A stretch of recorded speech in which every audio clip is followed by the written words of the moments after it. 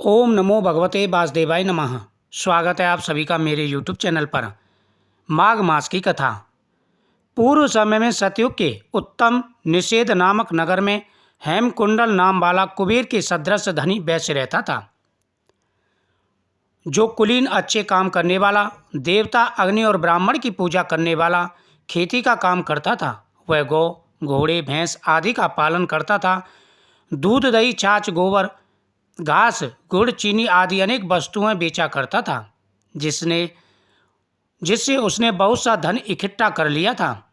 वह भगवान को मानने वाला व्यक्ति था। भगवान विष्णु का मंदिर उसने बनवाया।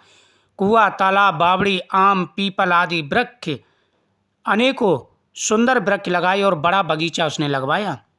सूर्योदय से सूर्यास्त तक वह दान करता था, यानी सूर्योदय से लेकर के सूर्यास्त तक उसका नियम था कि वह नियमित रूप से दान करता था।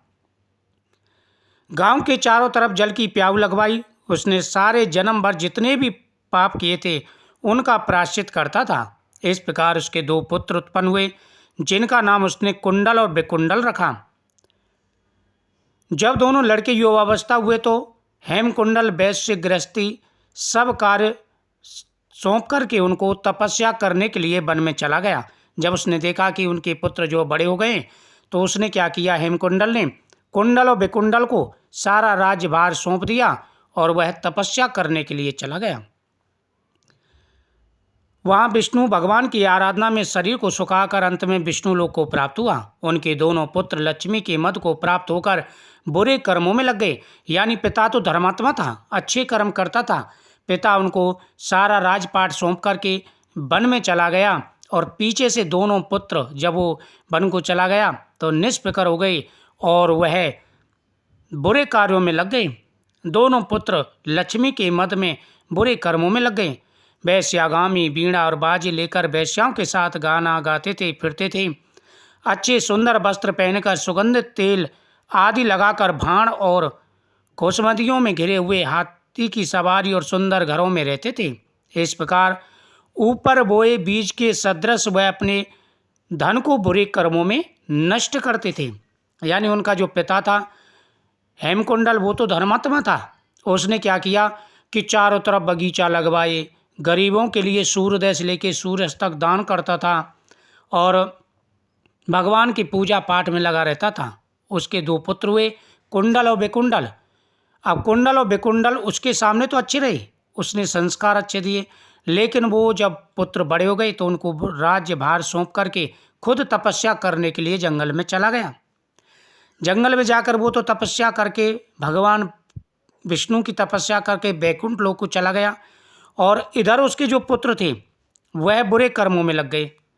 वह वैश्यगामी हो गए, दारू पीते, मदरा पीते, दिन भर बुरे कर्मों में लगे रहते थे। अपने पिता का जो धन था वो इसी कार्य में नष्ट करने लगे। किसी भी सत्पात्र को दान आदि नहीं देते थे। कोई उनके अंदर अच्छा कर्म नहीं था, ना वो पूजा पाठ करते, ना भगवान को मानते। कोई ऐसा काम नहीं था, सारे बुरे कर्म उनके अंदर थे, हमेशा बुरे कर्म करते रहते थे। कभी किसी को दान नहीं देते थे। हवन, देवता या ब्राह्मणों की वह बिल्कुल पूजा नहीं करते थे। भगवान विष्णु को, भगवान शिव को बिल्कुल नहीं मानते थे। थोड़े दिनों में उनका सब धन नष्ट हो गया, क्योंकि जब बुरी आदतें आती हैं तो चाहे कितना भी धन क्यों ना हो, दिन पे दिन नष्ट होता ही चला जाता है और व्यक्ति कंगाल हो जाता है, दरिद्री हो जाता है। उसी प्रकार से कुंडल और विकुंडल दोनों दरिद्री हो गए, दोनों महापापी हो गए, धन नष्ट हो गया बुरे कर्मों में और वो बुरी तरह से रहने लगे, कुपत हो गई उनकी।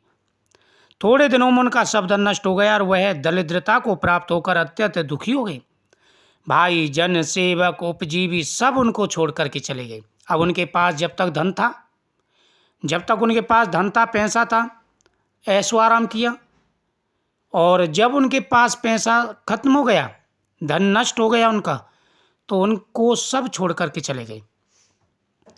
उनके जितने भी सगे संबंधी थे सारे उनको छोड़ करके चले गए। भाई, जन, सेवक, उपजीवी सब इनको छोड़कर चले गए। तब इन्होंने चोरी करना प्रारंभ कर दिया। और कहाँ इतना बड़ा धन था, उनका जो पिता था हेमकुंडल इतनी सारी संपत्ति छोड़ के गया था। अब उनके बुरे कर्म शुरू हो गए, तो बुरे कर्मों के कारण उनका धन नष्ट हो गया।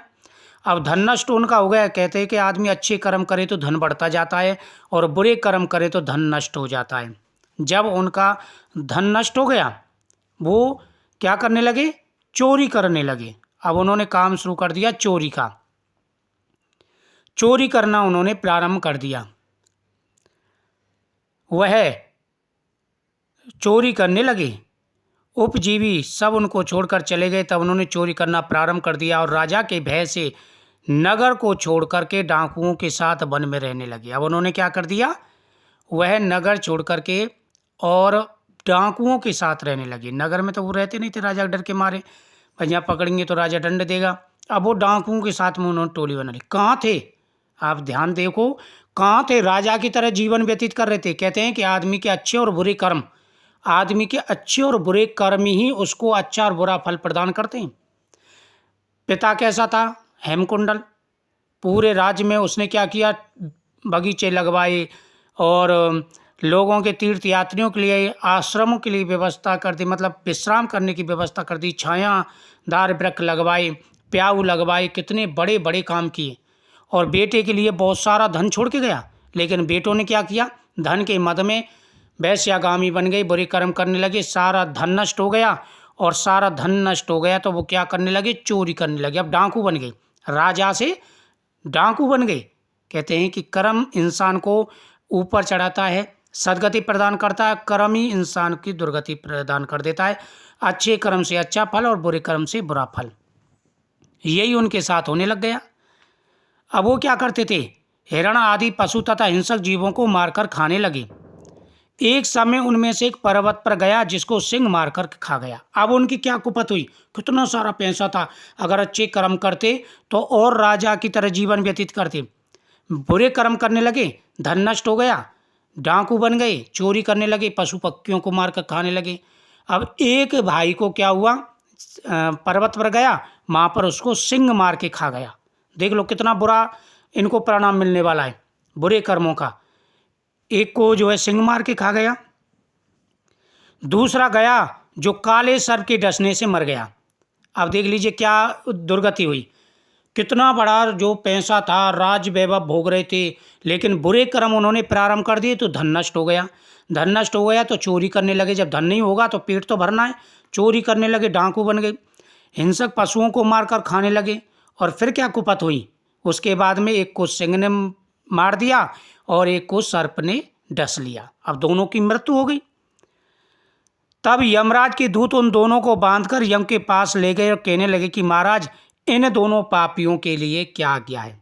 अब देखो उनको कितनी बुरी कुपत होंगी उनकी, इसकी कथा हम आपको अगले अध्याय में सुनाएंगे। तो कहते हैं कि इंसान को अच्छे कर्म करने चाहिए। वीडियो को शेयर करें, चैनल को सब्सक्राइब करें। जय श्री कृष्ण।